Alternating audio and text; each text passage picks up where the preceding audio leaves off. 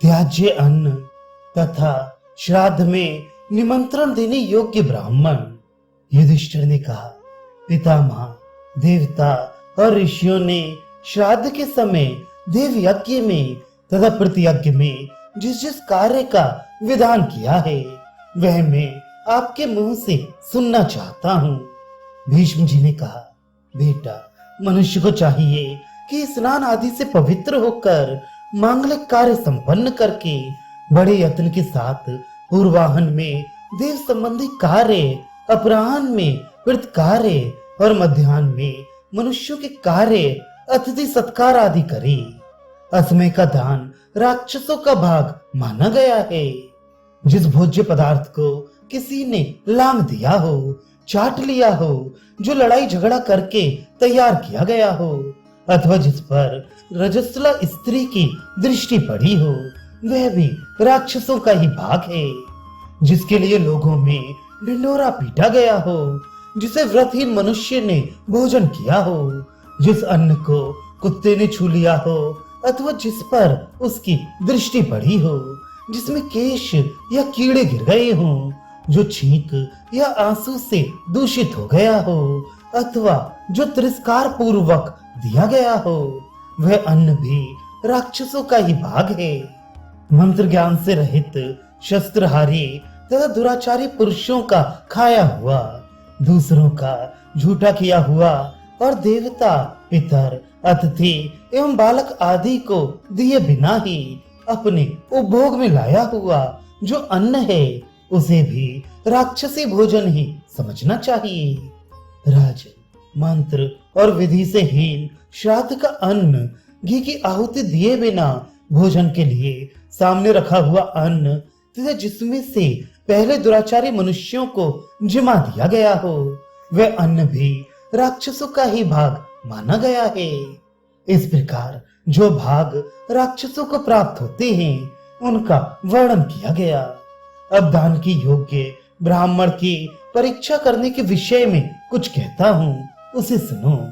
जो ब्राह्मण पतित, जड़ या उन्मत्त हो गए हैं, वे देव कार्य या प्रेत कार्य में निमंत्रण पाने के अधिकारी नहीं हैं। जिनके बदन में सफेद दाग हों, जो कोढ़ी, नपुंसक, राजअक्षमा और मृगी का रोगी तथा अंधा हो, उसे भी श्राद्ध में नहीं बुलाना चाहिए। वैद्य, पुजारी, पाखंडे, सोमरस बेचने वाले, गाने बजाने और नाचने वाले, खेल कूद कर तमाशा दिखाने वाले, बकवादी, पहलवान, शूद्रों का यज्ञ कराने वाले, शूद्रों को पढ़ाने तथा शिष्य बनाने वाले ब्राह्मण श्राद्ध में निमंत्रण देने योग्य नहीं है। वेतन लेकर वेद पढ़ाने वाले और वृत्ति लेकर वेद पढ़ाने वाले ब्राह्मण भी श्राद्ध के योग्य नहीं है, क्योंकि वे वेद को बेचने वाले हैं। जो पहले समाज का अगुआ रहा हो और पीछे उसने शूद्र जाति की स्त्री से ब्याह कर लिया हो, वह ब्राह्मण संपूर्ण विद्याओं का ज्ञाता होने पर भी श्राद्ध में बुलाने योग्य नहीं है। अग्निहोत्र न करने वाले, मुर्दा ढोने वाले, चोरी करने वाले, पतित, अपरिचित, गांव के मुखिया तथा पुत्र का धर्म के अनुसार नाना के घर में रहने वाले ब्राह्मण भी श्राद्ध में भोजन करने के अधिकारी नहीं है। जो ब्राह्मण कर्ज या ब्याज लेकर तथा प्राणियों को बेचकर जीविका चलाता हो, जो स्त्री के अधीन रहता हो, वैश्य का पति हो और संध्या वंदन न करता हो, उसे भी श्राद्ध में निमंत्रण नहीं देना चाहिए।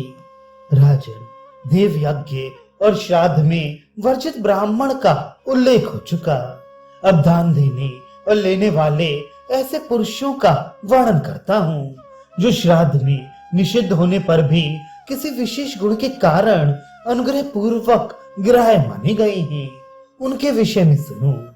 जो ब्राह्मण खेती से जीविका चलाते हुए भी व्रत का पालन करने वाले, सद्गुण संपन्न, क्रियानिष्ठ और गायत्री मंत्र के ज्ञाता हों, उन्हें श्राद्ध में निमंत्रण दिया जा सकता है। जो युद्ध में क्षत्रिय धर्म का पालन करता हुआ भी कुलीन हो, अग्निहोत्र करता हो, एक गांव का रहने वाला हो, चोरी ना करता हो तथा अतिथि सत्कार में प्रवीण हो, उसे भी निमंत्रण देना चाहिए। जो तीनों समय गायत्री का जप करता है, भिक्षा से जीविका चलाता है, क्रियानिष्ठ है, जो सवेरे धनी और शाम को गरीब तथा शाम को धनी और सवेरे गरीब हो जाता है, किसी जीव की हिंसा नहीं करता तथा जिसमें दोषों की कमी है, उसे भी श्राद्ध में भोजन कराया जा सकता है। जो दंभ रहित व्यर्थ तर्क वितर्क न करने वाला और योग्य स्थान से भिक्षा लेने वाला है, वह श्राद्ध में निमंत्रण देने योग्य है।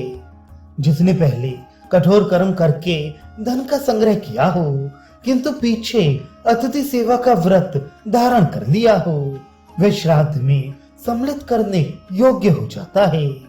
जो धन वेद बेचकर या स्त्री की कमाई से प्राप्त हुआ हो अथवा जो लोगों के सामने दीनता दिखाकर मांग लाया गया हो, वह श्राद्ध में ब्राह्मण को देने योग्य नहीं है। जो ब्राह्मण श्राद्ध समाप्त होने पर अस्तु सदा आदि उचित वाक्यों का प्रयोग नहीं करता, उसे गौ की झूठी शपथ खाने का पाप लगता है। ब्राह्मण के यहाँ श्राद्ध समाप्त होने पर अस्तु सदा इस वाक्य का उच्चारण करने पर पितरों को प्रसन्नता होती है। क्षत्रिय के यहाँ श्राद्ध की समाप्ति में पितरा प्रियंताम, पितर तृप्त हो जाएं, इस वाक्य का उच्चारण करना चाहिए। और वैश्य के घर अक्षय मस्तु, श्राद्ध का दान अक्षय हो, ऐसा कहना चाहिए। इसी तरह जब ब्राह्मण के यहाँ देव कार्य होता है तो उसमें ओंकार सहित पुण्यः वाचन का विधान है, अर्थात उसे ओम पुण्याहम का उच्चारण करना चाहिए। तथा क्षत्रिय के यहाँ ओंकार रहित पुण्यावाचन करे। तथा वैश्य के घर देव कार्य में देवता प्रियंताम, देवता प्रसन्न हो, इस वाक्य का प्रयोग करे। अब क्रमशः तीनों वर्णों के कर्मानुष्ठान की विधि सुनो। ब्राह्मण, क्षत्रिय तथा वैश्य, इन तीनों वर्णों के जात कर्म आदि संस्कार वैदिक मंत्रों के उच्चारण पूर्वक करानी चाहिए। उपनयन के समय ब्राह्मण को मूंछ की, क्षत्रिय को प्रत्यंचा की और वैश्य को बलवच की मेखला धारण करनी चाहिए। अब दाता और दान लेने वाले के धर्म अधर्म का वर्णन सुनो। ब्राह्मण को झूठ बोलने पर जितना पाप लगता है उससे 4 गुना क्षत्रिय को और 8 गुना वैश्य को लगता है। यदि किसी ब्राह्मण ने पहले से ही श्राद्ध का निमंत्रण दे रखा हो तो निमंत्रित ब्राह्मण को दूसरी जगह जाकर भोजन नहीं करना चाहिए। यदि करता है तो उसको छोटा समझा जाता है और उसे पशु हिंसा का पाप लगता है।